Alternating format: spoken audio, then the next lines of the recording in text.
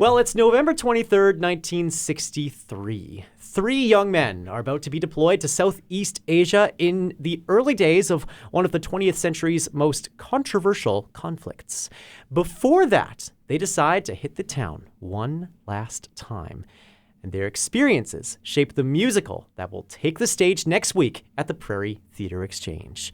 Dogfight, the musical, is based on the 1991 film of the same name and is being presented by Dry Cold Productions in its Manitoba premiere. We are joined this morning by director Justin Stadnyk, as well as two of the stars of Dogfight, Reid McTavish as Eddie Birdlace and Katie German as Rose. Good morning, everyone. Good morning. Hi. Nice to see you all here. First of all, maybe we'll start with you, Reid. How does it feel to be in a Manitoba premiere and to be showcasing this to audiences in this province for the very first time? It's really exciting. Dry Cold is really awesome at doing shows that don't often get done.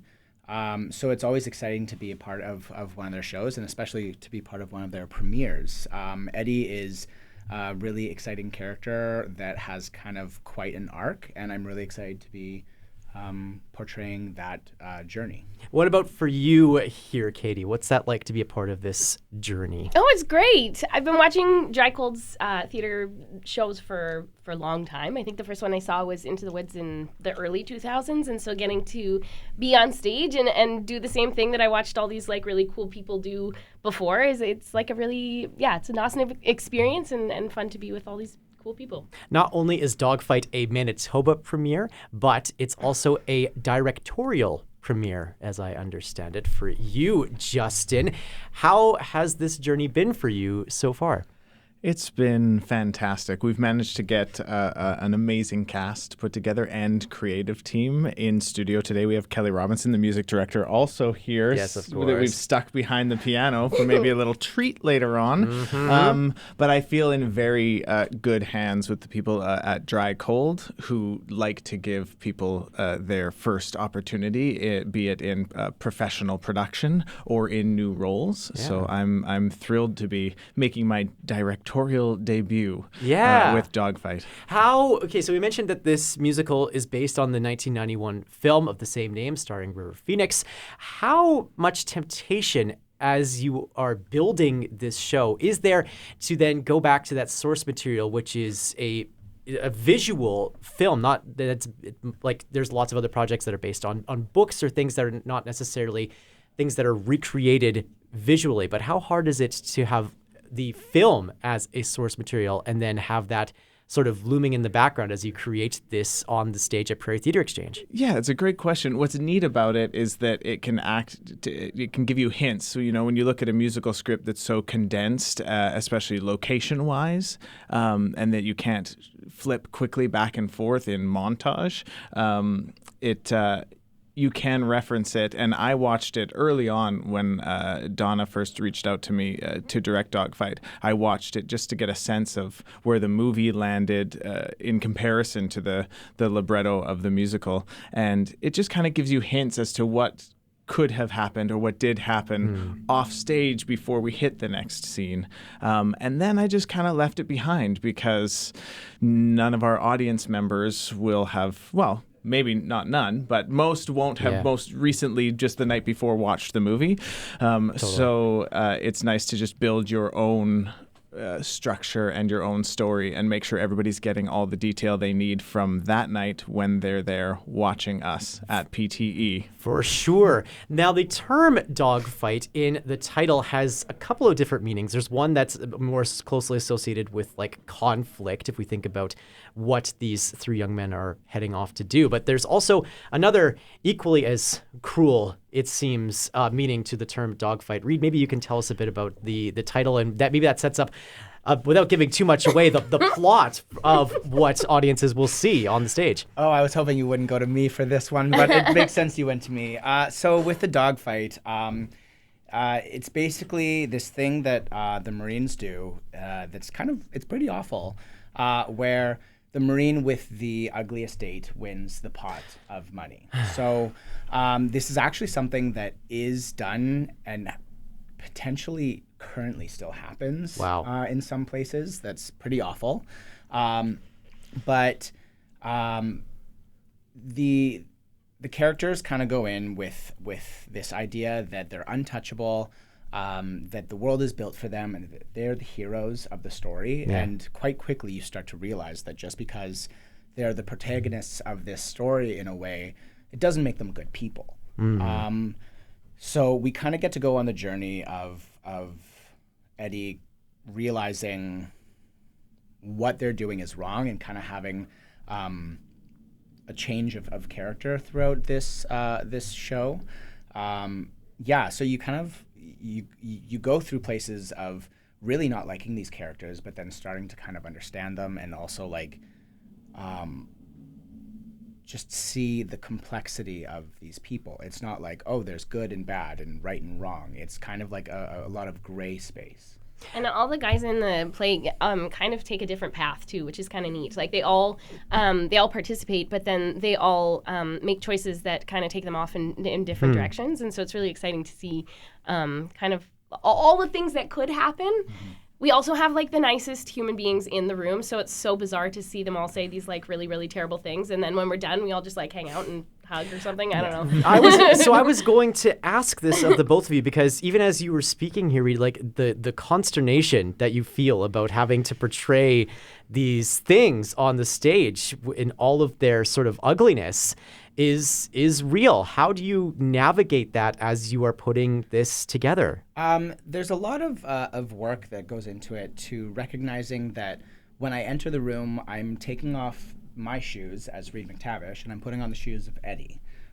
So kind of recognizing that this is not a part of me, and so kind of building my own rituals or anything to be able to remind myself to leave the character at the show and at rehearsals, because there's certain things that happen that like your body, like logically is, oh, this isn't me, this is there, but your body doesn't really understand that. So your body like can get different levels of cortisol or stress, and you want to make sure that you don't like bring that into your personal life. So I've kind of been doing a lot of work to like sit and meditate and just remind myself that like I'm okay and this isn't me. And so it's been a learning process for me. For sure. Well, I was going to ask you, Katie, too, because I mean, like obviously this will hold on to you as well. I'd imagine it would be a real trick to have to leave that at the door, knowing that this kind of misogyny, this kind of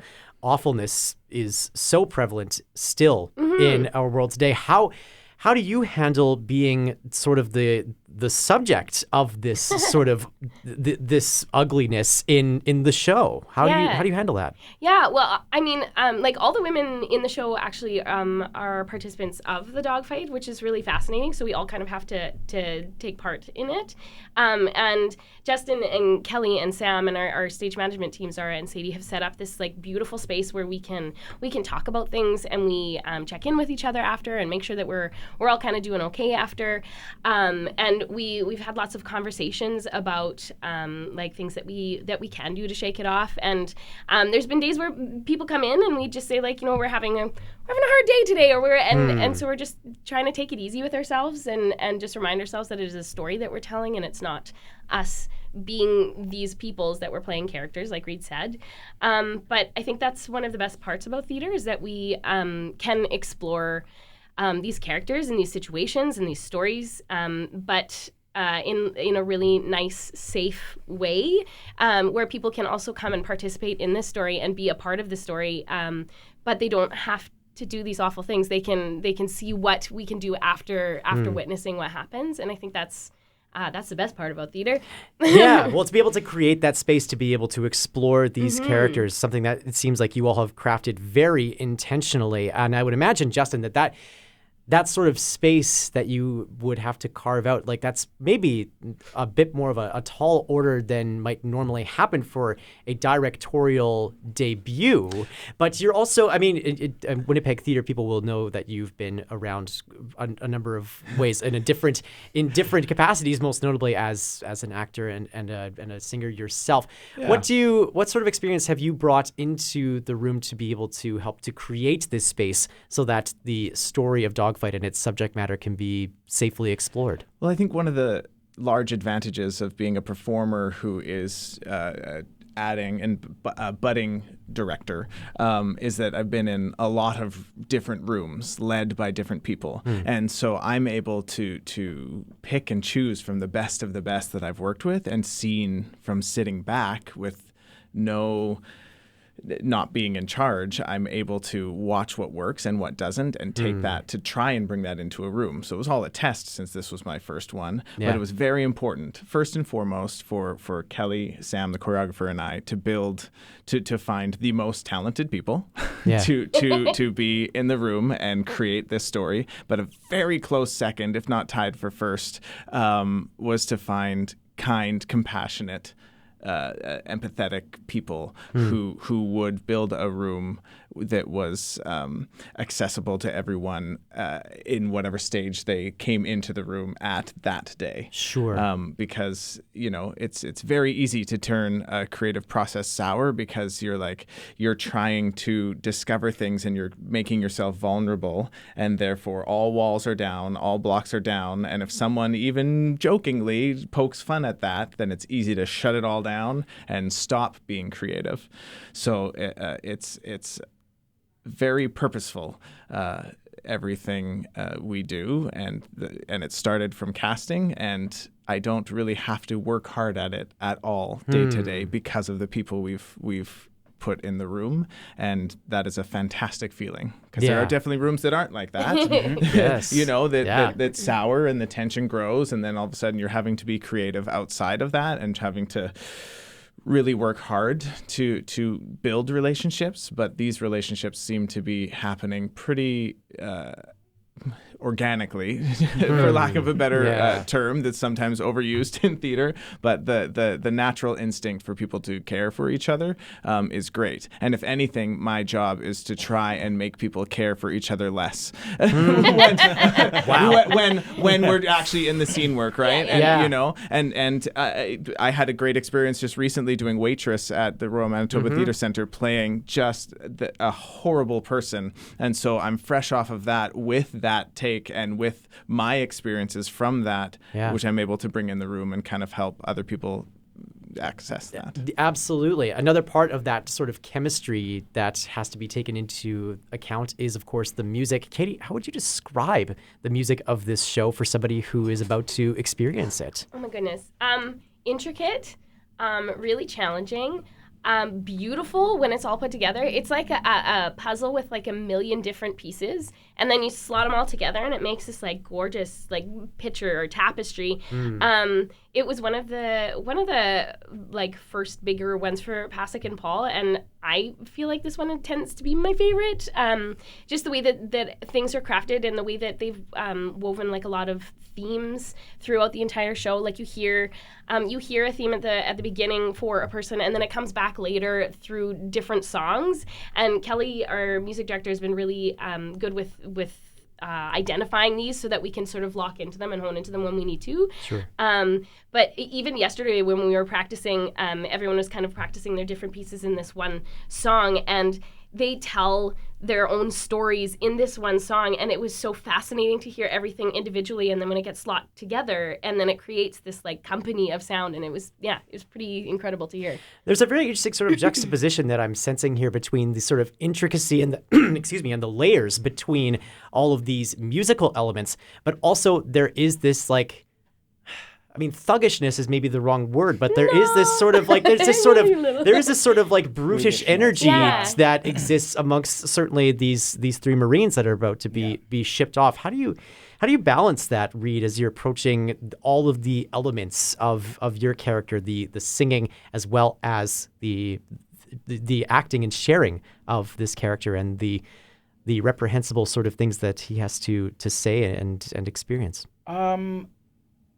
Sorry, I think I got lost in that question. Not at all. Well, it's so interesting to like balance this sort of nature of the Marine, of your character, but also have to balance these very sort of intricate, interwoven sort of musical lines. Do you find that there's a bit of a trick in that? I mean, we're guided so well by our music director Kelly that there you kind of separate it into like there's technique, and then there's also like a way to feel it too. So you like kind of lean heavily on your technique when it's all these musical intricacies, but then to create these relationships and all these different experiences together, you kind of like feel it out as well. And also there's it's so interesting how these characters change depending on who they're around. Like when Eddie is with Rose. Thank you. I was gonna say Katie. I'm like, wait, my character and your real name. So when Eddie is with Rose, he's like such a different person, and then when he's with his friends, then he puts on this bravado and like that he's like the top dog and blah blah blah, and it's so interesting how like the audience can see the holes that are poked right through that display, but like it's a complete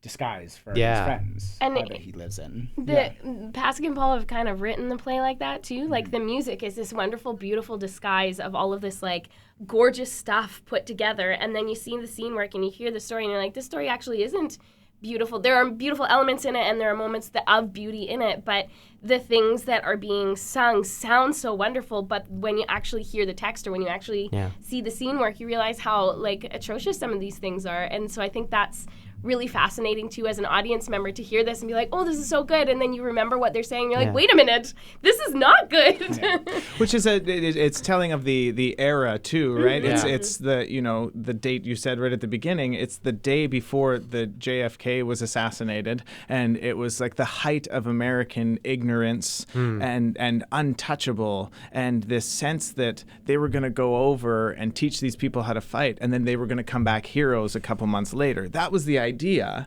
until everything changed, until they got obliterated.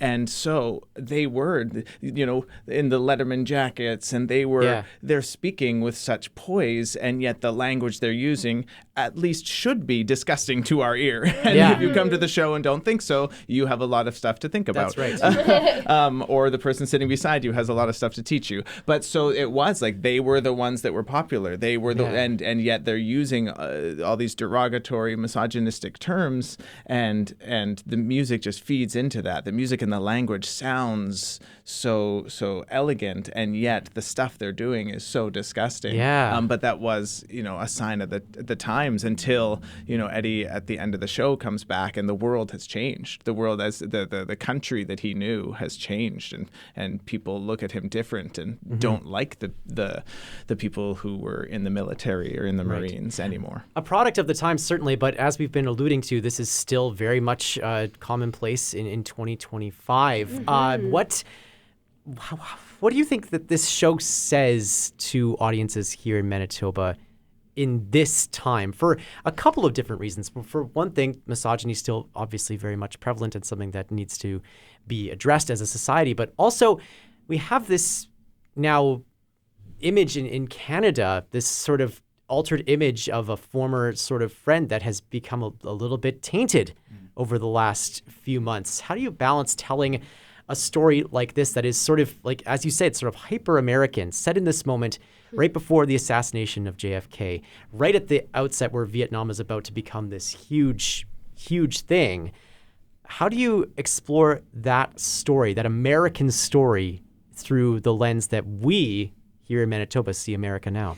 I think what's amazing about theater is if you have an opinion going in and you tell the story, then you actually don't have to project what you want people to feel onto them. And what's amazing about this story is that every person in the audience is going to view it from a different lens. And, you know, if there is someone in the crowd who has had a lot of experience and trauma with, misogyny, or if someone has trauma with immigration, or with sexual violence, or with domestic violence, like anyone seeing the show is going to take something different from it. And as long as we tell the story as the story, it's all there for the audience to soak up and take from it they need in that moment, whether it is any of those things I just mentioned, or whether it does focus on the, American arrogance and ignorance or naivety, thinking that they're untouchable, So that's what's great. If we do our jobs correctly, we're not trying to project one view that we have as the actors or the creative team, and different people leaving will start different conversations with the people who they saw it with, and that would be the hope. Okay, well then maybe we'll put that hope to you two. Katie, what do you hope that audiences take away from having seen Dogfight here in Winnipeg? I never know how to answer this question. I hope they take away with what Justin was saying, what they need to take away with. I hope there is a lot of recognizing that we still have a long way to go. I mean, it's really easy to be like, we're good and they're bad, and that happened a long time ago. But I mean, it's a lot of things that are still happening. Like it's still tough to be a woman, like in this industry, in this world, in this city, in this country. It's still hard to do that. And so I hope there's maybe some recognition of that too. Maybe some compassion, maybe some finding like where these people come from, as opposed to putting judgment right on top immediately. I think that's going to be important to like see the journey and how people have like grown into these ideas. I just hope they come and see it. Yeah. And I think that's like, get the foot in the door, get them to sit down, and then they can think whatever they want to think. All right. But I want them to come and see the show because it's a great show and it's a really amazing group of people doing this spectacular thing. So, what about for you, Reid? What do you hope in your experience that people take away? I hope that people come to see the show with an open mind, because there are moments in the show that are going to make you feel gross. They're going to make you feel uncomfortable, but then there's other moments that are going to make you like really fall in love with these characters. And so the show kind of takes you on a journey. I think it's really important to recognize that just like regular people, these characters are complex, and it's hard to be able to write people off as completely good or completely evil and about their choices. That everyone is made up of their own personal experiences. Sure. And I just hope people come to see it and experience what they experience, and then think about it, and then turn that onto their current lives or their current situation, and kind of hopefully move forward with more compassion towards people, because you don't really know what their personal story is.